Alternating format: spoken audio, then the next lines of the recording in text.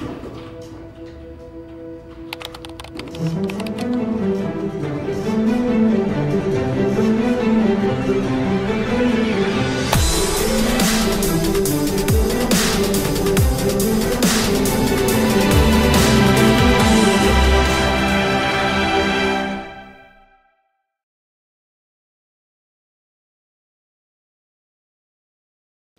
about 2 years ago, I was featured in a New York Times article called Adventures of a Teenage Polyglot, which featured my passion for learning foreign languages, this peculiar hobby that I had.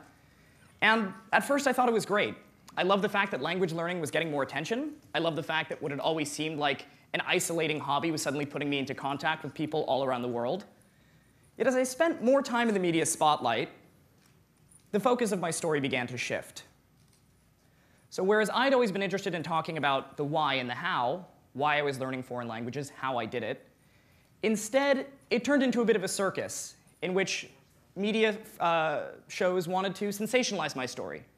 So it would go a little something like this. Hello, I'm here today with 17-year-old Timothy Donor, who is fluent in 20 languages. Oh, I'm sorry, he actually can insult you in 25 languages and is fluent in another 10. Tim, how about you tell our audience good morning and thank you for watching in Muslim?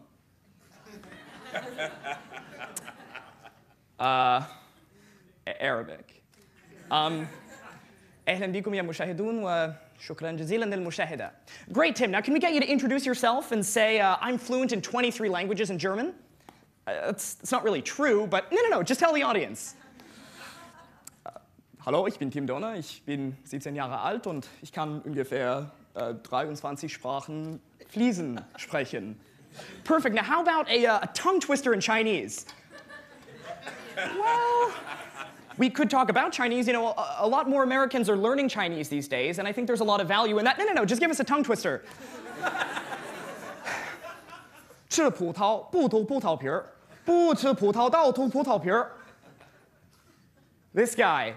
Tim, how about another tongue twister in Chinese? I would prefer not to, but you know, we could talk about China. You know, there's a lot that you can gain by learning a language. Oh, Tim, I'm sorry, that's all the time we have.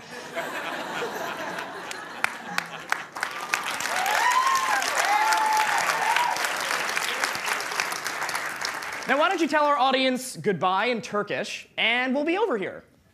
You know, we haven't talked about anything substantive, but Turkish, please.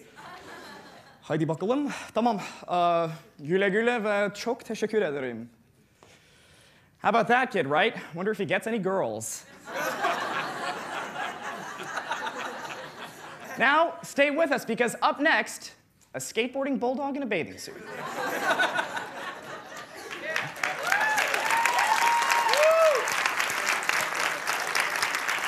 So, as funny as that was, it highlighted two pretty major problems in the way my story was covered. On a personal level, I felt that language learning was now becoming like a bit of a task, almost. It felt like something that was suddenly had to be rigidly organized, something that had to be compartmentalized, rationalized, expressed in a concrete number. I speak X languages. I know Y languages. As opposed to what I'd always done, which was just learning languages for the fun of it. Learning to communicate with people, learning about foreign cultures. And on a bigger level, it cheapened what it meant to speak a language or to know a language. Now, if I can impart you with anything today at TEDx Teen, it's that knowing a language is a lot more than knowing a couple words out of a dictionary. It's a lot more than being able to ask someone where the bathroom is or telling them the time of day. But I'm getting ahead of myself. So for those of you who aren't familiar with my story, maybe a lot of you here don't know what the word polyglot is, and it's a pretty weird one. I started here. So this little tot is me, circa 2001, and this is the beginning of my language learning journey. I actually was a child actor before I learned any languages. And I always had a little bit of a gift for accents. So I would go into auditions for radio commercials or for TV commercials, and I would do an Austin Powers impression. I'm not going to do one now.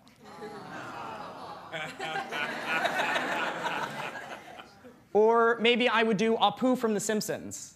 In fact, there was actually one time in an audition in which I was asked to leave because they told me to speak like a little kid with a lisp, and I wanted to do Darth Vader in a French accent. But that taught me the basics of how to break down sound, how to pick up a foreign accent or foreign speech patterns and really live with it. Now, fast forward a little bit. I'm now in about 3rd grade, and I've just started French for the first time. But 6 months into it, a year into it, even 2 years later, I can't converse with anybody.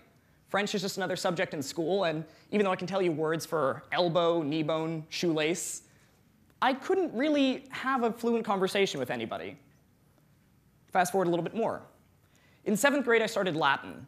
So Latin, of course, is a dead language, and in learning Latin, you really learn how to break down language, to see language as a system with rules and as a bit of a puzzle. So that was great, but I still didn't feel like language was for me. So forward a little bit more. I'm about 13, and out of an interest in learning more about the Israeli-Palestinian conflict, I started studying Hebrew. Now, I had no way of doing it. I had no idea what I was supposed to be doing. So I listened to a lot of rap music. I'd memorize lyrics, I'd spit them back out, and I would just try to chat with native speakers once a week, once a month. And I found that incrementally, I started to understand a lot more. Now, I didn't sound like a native speaker. I couldn't speak very articulately, and I certainly didn't know the grammar. But I had done what I had never managed to do in school, which was to pick up the basics of a language all on my own. Forward a little bit more. I started taking Arabic when I was 14 in a summer program going into 9th grade. This was summer of 2010. After a month, I found that I could read and write without a problem. I'd learned the basics of the formal language and one of its major dialects. And it turned me on to the fact that I really could pursue languages as a hobby. So it finally came to March 24th, 2011. So I have pretty vicious insomnia, and as I was studying more languages, using grammar books or watching TV shows in, let's say, Arabic or Hebrew became one way of focusing my time. So on that night, while I was awake till some ungodly hour, I recorded myself speaking Arabic into my computer screen, subtitled it, and I uploaded it to YouTube under the title, Tim Speaks Arabic. Tim يتكلم اللغة العربية. Next day, I did the same thing. Tim מדבר עברית. Tim speaks Hebrew. And the comments, when they trickled in, were fantastic. I got things like, wow, I've never seen an American speak Arabic before.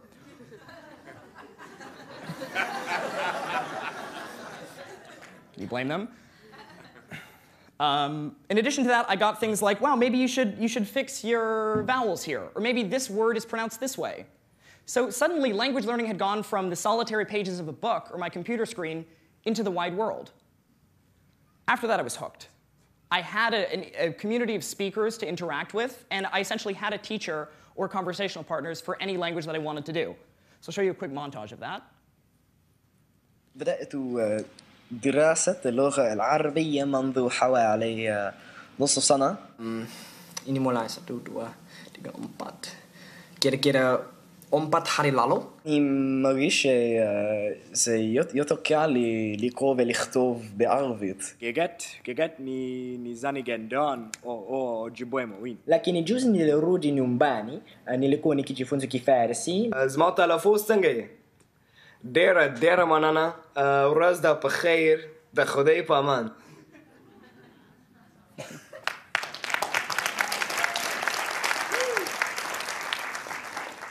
That became my way of reaching out to the world. But as I was learning all these languages, I faced a number of obstacles. So number one, I had no idea how to teach myself. In fact, I'm sure many of you, if you were told you have to learn Pashto by next month, you wouldn't know what to do. So I experimented. Here's one thing. So in my Latin class, I read about something that Cicero described called method of loci, or technically locorum. But it's a technique in which you take mnemonics. So let's say you want to learn 10 vocab words on a list. You take each of those words, and instead of memorizing them in blocks, you integrate them into your spatial memory. So here's what I mean. This spot right here is Union Square. It's a place I go every day. If I close my eyes, I can imagine it very, very vividly. So I imagine myself walking down Union Square, and at each spot in my mind that has resonance, I associate it with a vocab word. I'll show you right now. I'm walking down Park Avenue, and in Japanese, to walk is iku. I go a little bit further, turn right, sit on the steps where I can suwaru. Directly north of there is a statue of George Washington, which I used to think was a fountain, so that's nomu, to drink. Right next to that is a tree that you can kiru, cut. If you want to go north to a Barnes & Noble, you can yomu, to read. Or if I'm hungry and I want to go to my favorite falafel place, I can go 1 block west of there, so I can taberu, to eat. Did I miss one? All right, so 8 out of 10. Not bad. So I found that most of the time, by experimenting with methods like these, it made language learning a much more interactive experience. It made it something that I could remember much better and I had a lot of fun with. Maybe that's not for you. Here's another one. So a lot of people often ask me, if you're studying so many languages at the same time, how do you not confuse them? Or how do you learn so many vocab words? In Spanish, I learn the word for table, and then the word for book goes out the other ear. What I do is embrace those. So for example, take these 3 words in Indonesian. These were actually among the first 50 words that I learned. Kepala, kabar, kantor. Lexically, they're unrelated to each other. Kepala is a head, kabar is news, kantor is an office. But they all sound similar, K-A, right? So what I would do is I would memorize vocab in batches of sounds that were similar. So if I hear the word kepala in Indonesian, I automatically think of the words kabar and kantor. Same in Arabic, iqtisad, istiqlal, suqut. Those 3 words are unrelated. One is economy, one is independence, one is downfall. But if I hear one, it triggers it triggers the rest. Same thing in Hebrew, chozel, zochel, zolech, even though those are return, remember, and to shine. Or in Farsi, in which they are related. So for me, if I hear the word pedar, which means father, I automatically think of the words modar, barodar, dochtar, mother, brother, daughter. So again, this is one method. And I'm not saying this will make you fluent in a language, but it has been one of my ways of overcoming those obstacles. So you may be wondering, what's the point in doing this? Why learn Pashto or Ojibwe when you live in New York? And there's a point to that. In fact, I've lived in New York my entire life, and I'm always blown away by the number of languages you can hear on a given day. Walking down the street, I see billboards in Chinese or in Spanish. I see Russian bookstores, Indian restaurants, Turkish bathhouses. Yet for all that linguistic diversity, mainstream American culture remains decidedly monolingual. And if you don't think that's true, look at the reactions to Coca-Cola's Super Bowl video. So as I started to play around more with language learning, I found that I had my own community of learners here in New York. I would go out to outer boroughs and, for lack of a better word, embarrass myself. I try to talk to people all day, get their views on things, and use my newfound language skills. Как вас зовут? Натан. Натан. Добрый день. Это. Тебя как зовут? Привет. Я Тим. Тим. Тим. Очень приятно. Очень приятно. И откуда вы? अब अच्छा इस किताब के बारे में यहाँ पे लिखा है ये किताब कुदरतुल्लाह शाह की खुद नविश्त है एक और Navis क्या है? Writer? खुद नविश्त Oh, was written. वो नहीं हाँ अपने about his own life Oh, okay. Oh, خود نویس. हाँ खुद नविश्त खुद नविश्त Yes. So maybe you have to use a lot of English. Maybe you're not really that articulate or interesting when you talk, but the point is you're getting out there and you're getting exposure. So I don't speak Urdu that well. It's a kind of awkward conversation. But just from that, I have learned a new word, khod newisht. I'm not going to forget it now. So moving on, you may wonder, again, what's the point of doing this? And I try to explain to people a lot what my various motivations are, but I often feel that this quote from Nelson Mandela is the best expression of that. If you talk to a man in a language he understands, that goes to his head. If you talk to him in his language, that goes to his heart. So as I've begun to see, there's an enormous connection between language and culture, language and thought. And quite honestly, if you want to learn Persian, for example, you pick up a dictionary and you say, I know how to say thank you, I know how to say how much is this, and I know how to say goodbye. Oh, I speak Persian. Probably not. Let's see, actually. In fact, if you want to buy something in a Persian bookstore, you might ask someone, how much is this? Generally, they'll tell you this, which means. So in fact, this is an ingrained cultural practice called ta'aruf, in which two people having a conversation both try to behave more humble than the other. So if I go to buy a book, it's rude for that person to tell me it's $5. He has to say, it's worthless, please. You are so good looking, you're so talented, you're whatever. Take it for free. I'm so humble, take it for free. Or you might find something like this phrase. If you want to thank somebody, if you want to show your gratitude towards them or say nice to meet you, I could say, well, I know how to say thank you in Farsi, I speak Farsi. Maybe not, though. In fact, I've often heard this phrase when I talk with Iranians, "Qurbanit beram," which literally means. So again, it's poetic, you might call it melodramatic, but this is something you really have to understand the culture to get. Now, right, and again, I don't want to exoticize this, because think about it, we have this in English all the time. If you ask somebody, how are you, what are you expecting to hear? I'm fine. If you tell me anything else, I'm not interested. But we do it anyway. We say bless you, even though that has no real religious connotation now when people sneeze, right?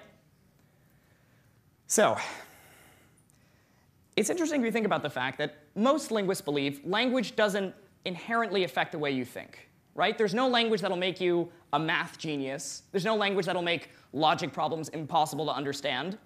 But there's a real tie between language and culture. There's so much language can tell you about one culture's mindset. And in fact, on planet Earth, every 2 weeks, another language dies. No more people are speaking it. Because of war, because of famine, oftentimes just because of assimilation. Maybe it's easier for me not to speak my village language, but to speak Arabic, let's say. Or maybe I'm from a tribe in the Amazon, my habitat is cut down, and it just makes more sense for me to learn Portuguese and lose my culture. So think about that. 2 months from today is April 1st. For many of you, that date may be stressful because you have a paper due or the rent is due. But for 2 groups of people around the world, for 2 cultures, that means the death of their language, the death of their mythology, their history, their folklore, their understanding of the world.